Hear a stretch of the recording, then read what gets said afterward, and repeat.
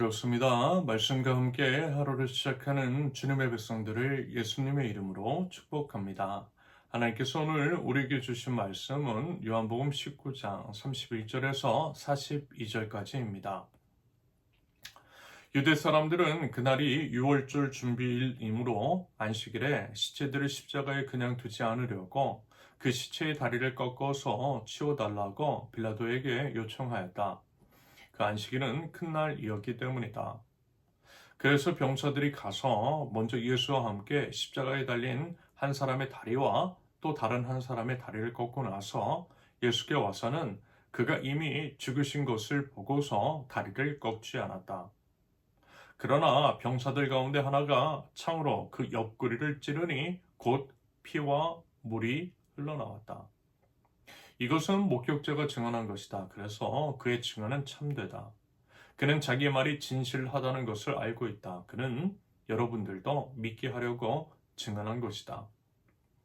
일이 이렇게 된 것은 그의 뼈가 하나도 부러지지 않을 것이다 한 성경의 말씀이 이루어지게 하려는 것이었다. 또 성경에 그들은 자기들이 찌른 사람을 쳐다볼 것이다 한 말씀도 있다. 그 뒤에 아리마대 사람 요셉이 예수의 시신을 거두어 하여 달라고 빌라도에게 청하였다. 그는 예수의 제자인데 유대 사람이 무서워서 그것을 숨기고 있었다. 빌라도가 허락하니 그는 가서 예수의 시신을 내렸다. 또 전에 예수를 밤중에 찾아갔던 니고데모도 모략의 침향을 섞은 것을 100근쯤 가지고 왔다. 그들은 예수의 시신을 모셔다가 유대 사람의 장례 풍속대로 향료와 함께 삼배로 감았다. 예수가 십자가에 달리신 곳에 동산이 있었는데 그 동산에는 아직 사람을 장사한 일이 없는 새 무덤이 하나 있었다. 그날은 유대 사람이 안식일을 준비하는 날이고 또 무덤이 가까이 있었기 때문에 그들은 예수를 거기에 모셨다. 아멘. 첫째, 십자가 죽음의 역사적 실제성 31절에서 37절까지. 유대 율법에 따르면 안식일의 시신이 십자가에 매달려 있어서는 안 되었어요. 더더군다나 유월절 안식일은요, 가장 큰 날이었기 때문에, 중요한 날이었기 때문에, 유대인지 종교 지도자들은요, 빌라도에게 다리를 꺾어서 죽음을 앞당기고 시신을 치워달라고 요청을 합니다. 이에 로마 병사들이요, 두 강도의 다리를 먼저 꺾었어요. 하지만요, 예수님이 이미 돌아가신 것을 확인하고 다리를 꺾지 않았다라고 합니다. 대신요, 한 병사가 창으로 이제 옆구리를 찔렀고요, 피와 물이 흘러나왔습니다. 예수님의 피와 물이 흘러나왔다라고 하는가? 이것은요, 예수님이 완전히 죽으셨다라는 것들을 의미해요.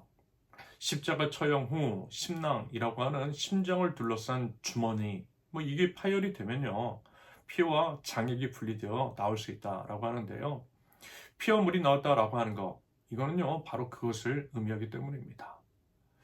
그러면서 이제 신학적으로 또 이제 물은요, 세례와 정결을, 피는 속죄와 구원을 상징합니다.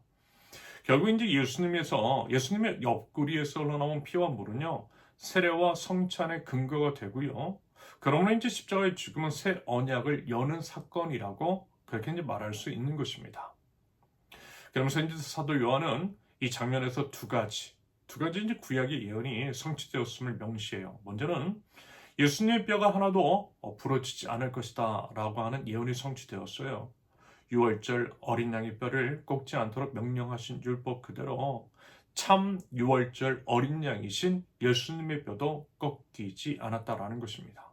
아울러 그들은 이제 자기들이 찌른 사람을 쳐다볼 것이다 라고 하는 스가랴 선지자 예언이 성취되었음을 밝히고 있어요. 결국 뭐냐면요, 예수님의 십자가는 창세 전부터 하나님이 계획하신 구원의 완성이라는 것입니다.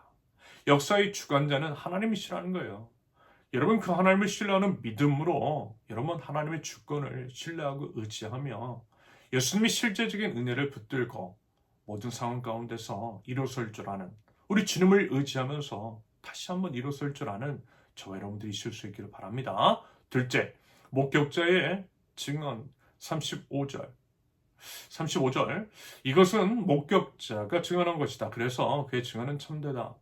그는 자기의 말이 진실하다는 것을 알고 있다. 그는 여러분들도 믿게 하려고 증언한 것이다. 말하자면 사도 요한은 이 장면의 직접적인 목격자입니다. 다른 제자들은 모두 흩어졌어요. 하지만 요한은요, 십자가 곁을 지켰습니다. 예수님이 어머니 마리아를 그에게 부탁하셨을 때 그 자리에 있었던 사람이 바로 사도 요한이지요. 그래서 요한은요, 예수님의 피와 그 물이 흘러나오는 것을 자신의 눈으로 똑똑히 봤던 거예요. 그러면서 이제 사도 요한이 이 증언을 기록한 이유는 명확합니다. 그는 여러분들도 믿게 하려고 증언한 것이다. 그는 여러분들도 믿게 하려고 증언한 것이다. 말하자면 요한은요, 예수님의 죽음을 추상적인 교리로 받아들이지 않기를 원했고요. 예수님에 대한 믿음이 지식이 아니라 실질적인 생명의 믿음이 되기를 원했던 것으로 추정이 됩니다. 여러분, 우리 기독교 신앙이요, 여러분 결코 맹목적인 믿음이 아니라는 거, 여러분 우리 꼭 기억하면 좋겠어요. 사도 요한의 증언처럼 믿음은요, 분명한 증거 위에 서 있어요. 우리 믿음이 무슨 허상의 모래 위에 세워진 것은 아니라는 것입니다. 여러분 부디 그것을 알아. 설령 이제 우리가 믿음이 흔들릴 때 있을 수 있지만 그럴 때라도 실질적인 증언 그리고 이제 증인들이 있음을 알아. 그 믿음 가지고 다시 일어설 줄 아는 믿음의 백성 저 여러분들 모두 이실 수 있기를 바랍니다. 셋째, 아리마대 요셉과 니고데모의 용기 38절에서 42절까지. 먼저 아리마대 요셉은요, 공회 의문이었어요. 누가복음에서는 아리마대 요셉을요, 하나님 나라를 기다리는 선한 사람이라고 말하고 있죠. 그리고 요한복음에서는 예수님의 이제 제자이기는 하지만 유대인들이 두려워서 그것을 숨긴 사람이었다라고 합니다. 결국 아리마대 사람 요셉은요, 예수님을 알고 또 믿고 있었지만 두려움 때문에 그 믿음을 드러내지 않았던 것입니다. 숨어 있었다라는 거예요. 그런데요, 그랬던 아리마대 사람 요셉이 어떻게 해요? 예수님이 돌아가신 다음에는 빌라도에게 나아가서 시신을 달라고 요청했대요. 당연히 이것은요, 자기 자신의 이제 모든 지위와 안전 같은 것들을 포기하는 그런 이제 용기 있는 대담한 그런 행동이었습니다. 그러니까 아마도 이것은 예수님의 죽음이 그가 그 마음속 두려움을 깨뜨렸기 때문이 아닐까라는 생각이 들어요. 십자가 앞에서 더 이상 이제 두려움 같은 거 의미 없는 거죠.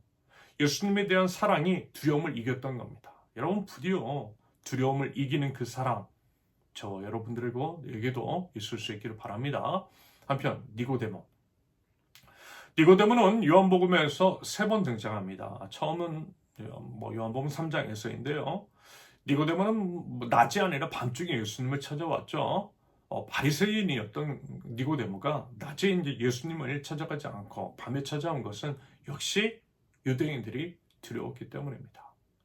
그리고 이제 두 번째 등장은 7장이에요. 7장에서 공회가 이제 예수님을 잡으려 갈 때였어요. 그때 니고데모는 조심스럽게 드러나지 않는 방법으로 조용히 예수님을 변호했던 적이 있습니다.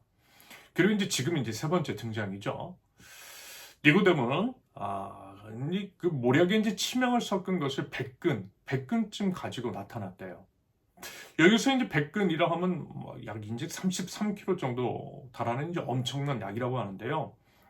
왕의 장례나 이제 사용되는 엄청난 분량이었다라고 합니다. 결국 니고데모는 자신이 이제 가진 가장 귀한 것으로 그리고 이제 공개적으로 예수님의 장례를 치르기로 결심했던 거예요. 여러분, 밤에 사람이 낮으로 나왔어요. 사람들이 무서워서 밤에 활동했던 사람, 밤에 예수님을 찾아왔던 사람이 낮에 예수님을 찾아왔어요. 두려움의 사람이 용기의 사람으로 되었다라는 겁니다. 무슨 얘기냐? 십자가가 니고데모를 그렇게 이제 바꿔놓았다라는 거예요. 여러분 어떻습니까? 아리마대 요셉과 그런데 니고데모, 제자들이 도망간 그 자리에 나타났잖아요. 사랑으로 두려움을 이기고 나왔던 거예요. 그렇다면요, 여러분 우리는 과연 어떠한 동기로 어떠한 마음으로 어떠한 태도로 여러분 하나님 앞에 서 있는 것인지. 아리마대 사람 요셉과 니고데모는 둘 다 유대 사회의 지도자였어요. 둘 다 잃을 것이 참 많은 사람들이었습니다. 둘 다 오랫동안 두려움 가운데에 자신의 신앙을 숨겼던 사람이었어요. 하지만요, 십자가 앞에서 모든 것들이 바뀌었어요. 그러면서요, 이런 생각도 해봐요. 왜 예수님께서 살아계실 때는 십자가를 막아드릴 수 없었는지. 이런 건 좀 참 아쉽습니다. 하지만요, 중요한 건 뭐냐면, 하나님은요, 그럼에도 불구하고, 설령 나중이라도, 뒤늦게라도, 우리 주님을 위해서 나와오는 거, 여러분 그거 기뻐하시고, 또 그 사람을 사용하시더라는 것입니다. 무슨 얘기냐? 늦었다라고 하는 그렇게 이제 생각하는 그 순간이 하나님께서 사용하시는 바로 그 순간일 수 있다라는 것입니다. 여러분, 우리 그 믿음 가지면 좋겠어요. 우리 그 믿음 가지고요. 아리마대의 사람 요셉과 니고데모처럼 지금이라도 언제라도 우리 주님 앞으로 나올 줄 아는 하나님 나라 백성, 저와 여러분들이 있을 수 있기를 예수님의 이름으로 축원합니다. 함께 기도합니다.